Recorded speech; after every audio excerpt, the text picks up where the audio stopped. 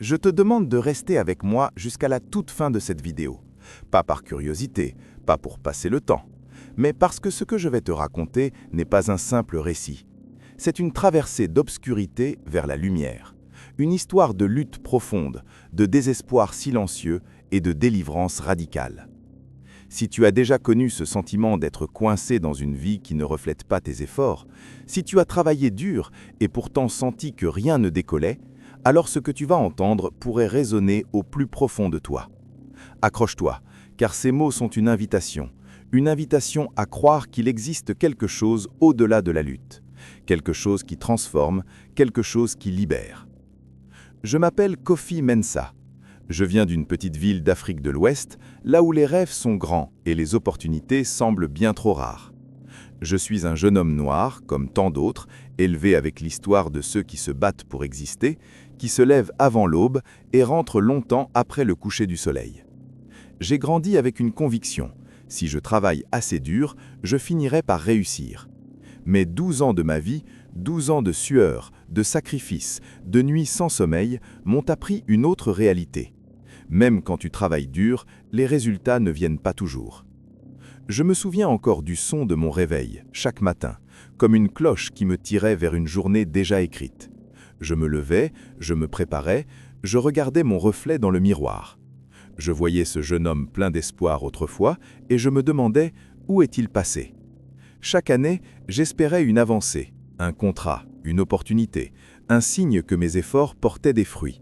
Mais les années ont filé, une par une, et à mesure qu'elles passaient, mon cœur s'alourdissait sans que je sache vraiment pourquoi. Tu connais peut-être cette sensation.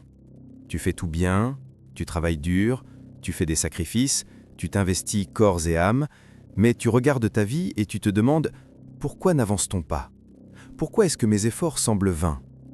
Mon histoire commence là, dans cette routine presque automatique, où chaque jour ressemblait au précédent, continuant à sourire. Ce qui m'a le plus blessé, ce n'était pas l'absence de résultats. C'était la façon dont j'ai commencé à croire que c'était ma faute, que peut-être je n'étais tout simplement pas fait pour réussir, que peut-être il y avait quelque chose en moi qui ne fonctionnait pas. Et quand on commence à se dire cela, même les petites victoires paraissent minuscules, comme si elles ne pouvaient pas changer grand-chose à l'ensemble. Un matin, après une nuit agitée, je me suis réveillé avec une sensation étrange, un poids plus lourd que d'habitude. Je n'avais pas l'énergie de me concentrer sur quoi que ce soit. J'ai pris mon petit déjeuner sans appétit, puis je me suis assis avec mon téléphone, sans intention claire. C'est alors que mon doigt a ouvert une application que je n'avais pas utilisée depuis longtemps. Je ne cherchais rien de précis. Mon regard a simplement glissé sur une vidéo recommandée et quelque chose dans le titre m'a arrêté. Ces mots. Délivrance des puissances de la dette et de l'échec par Jésus-Christ. Je ne sais même pas pourquoi j'ai cliqué. Peut-être était-ce juste un hasard, ou peut-être était-ce autre chose. Mais dès les premières secondes, quand la voix a commencé à parler de chaînes invisibles qui retiennent nos vies, quelque chose a commencé à bouger en moi. Pas une pensée logique, pas une analyse rationnelle, juste une résonance profonde, comme si quelqu'un dans cette pièce, invisible, reconnaissait ma souffrance. À mesure que la vidéo avançait, j'ai senti une chaleur dans ma poitrine, une pression qui montait lentement puis qui s'ouvrait. C'était comme si chaque mot prononcé touchait une zone en moi où toutes mes frustrations s'étaient accumulées depuis des années. J'ai senti une larme glisser, puis une autre, jusqu'à ce que je ne puisse plus retenir ce que mon cœur portait depuis si longtemps. Et alors, dans un silence presque solennel, j'ai senti une paix descendante. Pas une paix fragile, mais une force douce et immuable. Une voix intérieure a murmuré « Je te vois, je connais ta lutte, viens à moi ». Je me suis incliné. Je me suis mis à prier, sans artifice, sans formule apprise. J'ai parlé à Jésus comme on parle à un ami qui comprend, sans jugement. J'ai laissé sortir ma fatigue, ma frustration, mes questions, mes peurs. Et j'ai senti chaque mot me libérer un peu plus. C'était comme si une dette invisible, une pression spirituelle s'effaçait devant moi, se dissolvait en réponse à une lumière plus forte que tout ce que j'avais connu. Les jours qui ont suivi n'ont pas supprimé tous mes défis. La vie continue d'être la vie, avec ses obstacles. Mais quelque chose en moi avait changé de façon irréversible. Ma perspective n'était plus centrée sur mes limites, mais sur une force qui m'habitait et me poussait vers l'avant. Je commençais à voir des ouvertures là où il n'y avait que des murs. Je rencontrais des personnes au bon moment. Mes décisions devenaient plus claires, moins dictées par la peur, plus guidées par la foi. Ce n'était pas instantané, mais c'était réel. Pas une réussite spectaculaire du jour au lendemain, mais une transformation intérieure qui a redessiné ma trajectoire. Mon identité n'était plus définie par mes échecs, mais par ma liberté retrouvée. À travers cette délivrance, j'ai compris que la véritable transformation ne commence pas par des résultats visibles, mais par une révolution silencieuse dans le cœur. Aujourd'hui, je témoigne, pas pour glorifier mon passé, mais pour honorer la puissance qui m'a relevé. Parce que ce que j'ai vécu peut être vécu par d'autres. Ce dont je parle n'est pas une abstraction, ni une idée lointaine. C'est une réalité profonde, vécue, ressentie, expérimentée. Si tu as entendu jusqu'ici, c'est peut-être que ces paroles trouvent écho en toi. Et je veux te dire une chose simple mais essentielle. Tu n'as pas à porter tes chaînes seul. Ce que j'ai trouvé, tu peux le trouver. Ce que j'ai reçu, tu peux le recevoir. Parce que lorsque Jésus libère, il libère vraiment. Et cette libération continue, bien au-delà de ce que les yeux peuvent voir. Elle transforme, elle redonne sens, elle rallume l'espérance. Et mon histoire, ton écoute, notre rencontre ici, pourrait bien être le début de quelque chose de plus grand encore. Un commencement, pas une fin. Après cette rencontre intime avec ce que je savais être une présence vivante et vraie, ma vie n'a plus été la même. Je sentais au fond de moi comme une force tranquille, une lumière intérieure qui ne s'éteignait pas même dans les moments de doute. Les semaines qui ont suivi ont semblé être une succession de petits réveils, comme si chaque matin je découvrais une couche de ma vie que je n'avais jamais vue avant. Ce n'était pas toujours spectaculaire à l'extérieur, mais à l'intérieur, il y avait désormais une paix qui dépassait toute compréhension. Je me suis mis à observer mes pensées, mes réactions, mes espoirs et mes peurs avec une lucidité nouvelle. Avant, toute défaite m'enfermait dans la honte. Maintenant, chaque revers devenait une leçon plutôt qu'une condamnation. Je commençais à comprendre que la délivrance ne signifiait pas l'absence de problèmes, mais la capacité à les affronter avec une autre force que la mienne. Je me rappelle un matin en particulier où j'ai reçu une nouvelle qui aurait pu me submerger d'angoisse. Un projet important que j'avais en cours venait de connaître un retard majeur, quelque chose qui aurait pu me replonger dans la peur et la frustration d'autrefois. Mais quelque chose avait changé. Au lieu de me laisser envahir par le découragement, j'ai ressenti une paix profonde, une assurance tranquille au fond de mon cœur. Je n'avais pas la solution immédiate, mais j'avais la certitude que je n'étais plus seul face à cette épreuve.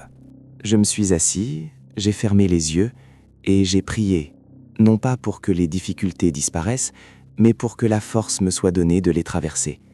Et au fil des jours, la situation s'est transformée progressivement, non pas par mes seules capacités, mais par une série de circonstances qui semblaient se déployer comme un puzzle parfaitement orchestré.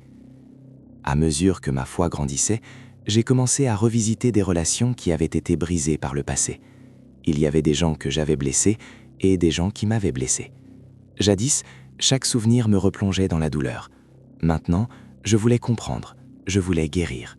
Alors j'ai tendu la main, sincèrement, humblement, sans calcul, juste avec ce désir profond de réconciliation intérieure. Certains ont répondu avec gratitude, d'autres avec scepticisme, certains encore ne m'ont pas répondu du tout. Mais à chaque tentative, je sentais quelque chose se dissoudre en moi.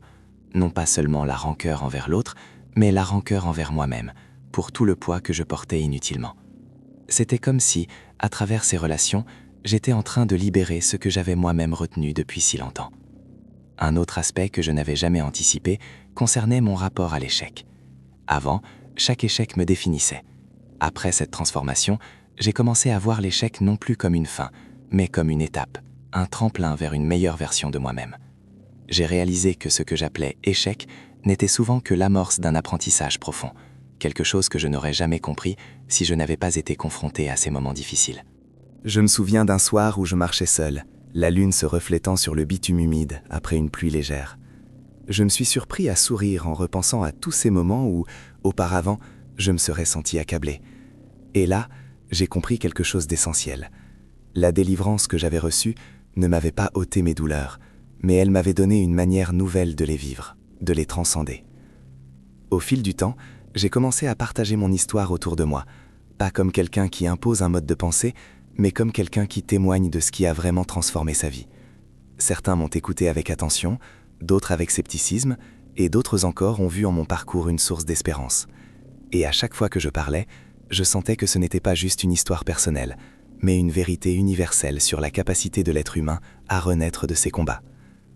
Cette transformation intérieure s'est aussi manifestée dans mon travail quotidien.